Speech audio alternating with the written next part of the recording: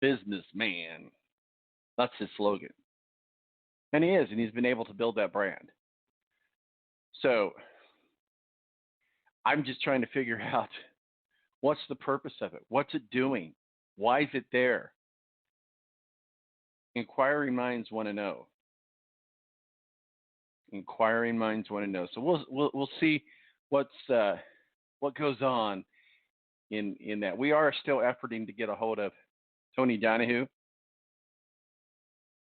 So we'll see what happens there. Baker Mayfield, is he the hype? Is he the real deal? We saw him here in Indianapolis. I don't think he played. I was at a fantasy football draft, so I didn't go, but I don't think he played. But Baker Mayfield, and next week we'll have on Superfan Adam to talk about the Browns. But do we believe the hype? Do we buy into the hype of Baker Mayfield and Odell Beckham? Maybe. I think he's trying to be the rock star quarterback. We saw what that did for some other Browns quarterbacks, right? So we'll see.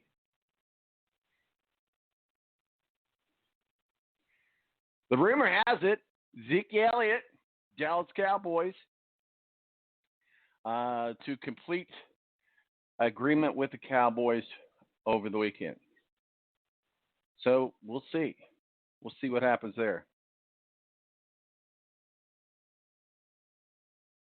Cam Newton has a foot sprain, but should be ready for week 1.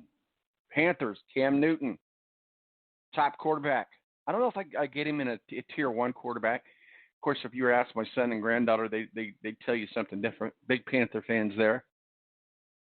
The Titans, Taylor Newen, officially suspended for games for PEDs. We talked about this earlier with Steve Wilson, suspended Gander truck series driver, found fentanyl in his car. Come on, people. How many times do we have to go down this list of suspensions of people? I don't know.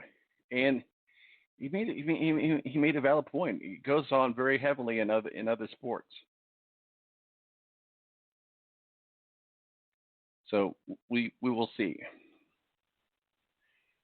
Dwight Howard, here's some big news for you NBA people. The Lakers are such a joke. Oh, comic relief, right? NBA. Dwight Howard reportedly reports returning to the Lakers. I'm sorry, returning to the Lakers.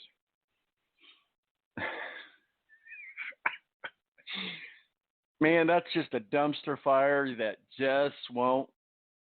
It's just the gift that keeps giving, isn't it? Those LA Lakers and LeBron James. We will see what happens. We will see what happens. 917-889-8516. Max Scherzer admits that he still has concerns about a back injury. Obviously, MLB player there as well. Bryce Harper placed on maternity leave to be with his wife as they give birth to their son. What are his thoughts about it? That's okay. I'll give him that. You need to be with your family when you're bringing youngins in the world. You were there when they were kids. Why not be there when they come out, right? I'm just full of jokes today, aren't I? So we'll see what happens there. Also in the NBA, Kings close sexual assault investigation on Luke Walton. Remember that was what was going on just a few months ago. So we will see what happens there. I'll go back to the Browns for a second. I mean, everybody's ready to give them the Vince Lombardi trophy. Let's pump the brakes just a little bit, people. Let's at least let the season go forth. It cracks me up because here's what's going to happen. Maybe it's great. I do wish Adam was on with us, but he'll be on with us next week. And I guess they're here to make a statement. They did beat the Colts. They didn't smash them in the mouth like they did the Redskins. I believe it was the Redskins. But yeah, they did beat the Colts. Preseason, they're undefeated. Colts probably going to get beat by the Bears tonight. Even if we weren't having this conversation about Andrew Luck, even if we weren't having that conversation, we wouldn't be doing well in the preseason. We very rarely do well in the preseason. And a lot of times, teams just do the vanilla routes, the vanilla, so they don't really go deep into their playbook in the preseason. Obvious reasons for that is they don't want to be put on tape. So I don't know what happened to Tony Donohue. We will try to get him back on, and maybe we can still get him on yet during the show. So I apologize about that, but we will try to get him on again in the future. 917-889-8516 is our digits. It is our college football kickoff. I was wanting to kind of use this segment today to talk college football, but we got plenty of time to do that. Rick Riggin will be back next week, knock on wood.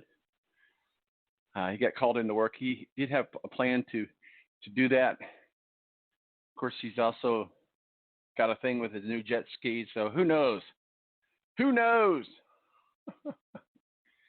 Yeah, if you want to talk some college football, if you want to talk NBA, MLB, give us a call, 917-889-8516. This is the one place where fanatics can come together and talk about their favorite teams. Make sure you're following us on social media at T-Balance. And also follow us on Facebook, The Balance. We talked a little bit today about Dale Jr. You know, he's obviously survived that horrific crash.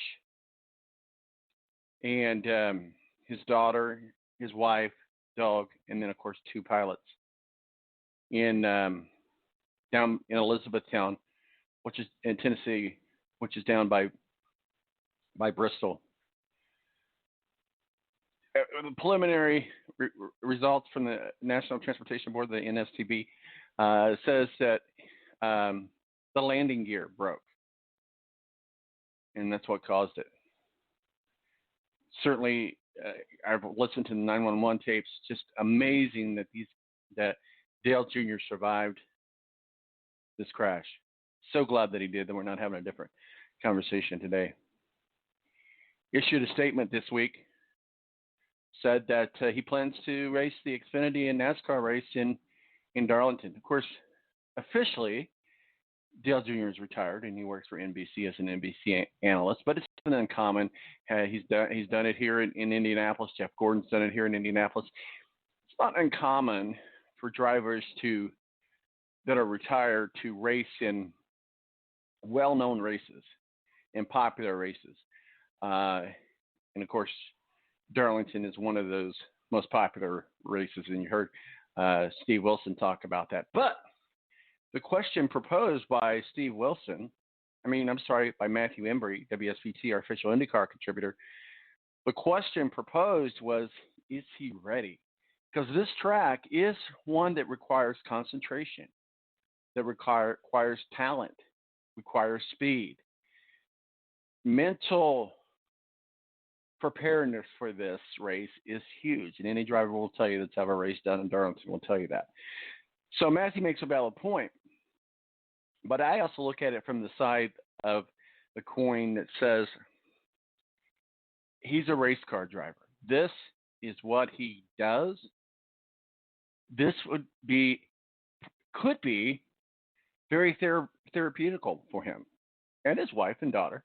I mean, it's all his daughter, and you know, since his wife's been with him, that's all she knows. That's certainly all their daughter knows. So maybe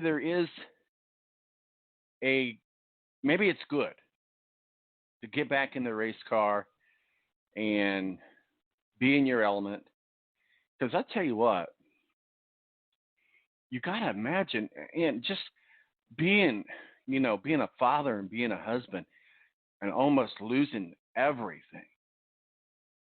That just, that'll set you back a little bit. That'll really mess with you emotionally. So maybe what you do need to do is get back in it. Get back in the saddle, as they say. Pick yourself up from the bootstraps. Insert adjective here. I'm all for it. I'm all for it. One of the greatest race car drivers of all time. Of course, his father, Dale Sr., the Intimidator, the number 3. Well, I think we all can agree that we've gotten past. Yeah, certainly. Yeah, he's Dale Jr. He's pedigreed. There's a lot of pedigree. Andretti's. I mean, there's a lot of pedigreed racers. There's a lot of pedigreed players in all teams. LeBron James' son's coming up through the ranks. So there's a lot of kids that get opportunities because of who their parents are. Nothing wrong with that. So to give the argument that a lot of people at Dale Jr. say, oh, he's only so popular because of his dad, I'll give you that was maybe early on in life. But he has went on to prove himself on the racetrack.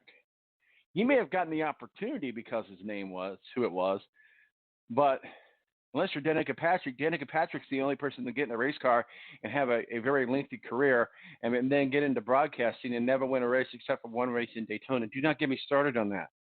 So what I'm saying is he would not have been able to make the kind of legacy for himself if he had not went out there and did what it took to win races. So it'd be good to see him back in the race. So certainly listened to an interview with him on the radio this week, and a very emotional interview as it would be. But, he basically thanked everyone for the thoughts and prayers and encouragement, and thanked NBC for allowing him to take as much time as he needs. And that's good, as it should be. So good to see. Hopefully he'll get back out there on the track. College football weekend starts this weekend. We're going to do some more college football talk here with Mo. So we're not going to totally abandon the college football talk this weekend. Colts and Bears tonight. The Bears. I'm going to be down at the Bullseye Event Group. Tailgate party, VIP tailgate party. Going to be a blast. Colts Radio Network pregame down there. Going to be fun. I'm going to go over to the game. Colts season. It's not over, guys. I know I'm a Colts fan. You might be a Titans fan. You might be a Jaguar fan. You might be a Patriots fan. If you are, please never come back to this show again. I'm kidding. You just gotta love to hate the New England Patriots, right? But there again, you got a quarterback that you can't dispute the results. You might want to hate on LeBron James, for example, but you can't dispute the results. So NFL's here. Final preseason this week. And in 2 weeks, we're at it. We open up, when I say we, I mean the Colts open up out in San Diego. Will Andrew Luck play or won't he play? If he doesn't play, does that mean the world's over for the Indianapolis Colts? I don't know if he'll play or not. I'm very optimistic to believe that he will. So we will see. But it is not time to push that pancake button yet, guys. I promise. Well, we're going to go ahead and take a break here real quick so that we can get back and get into some talk with Mo from the BS Sports Show. My name's Sal Marcos, El Presidente. I tell you what, with live radio, sometimes you just got to, as they say, wing it. Keep it going. You got to keep the show going. Things don't always go as planned. That's why you always have things that's called filler talk or fluff. Who doesn't like a good fluff? Be right back right here on the Balance Radio Network.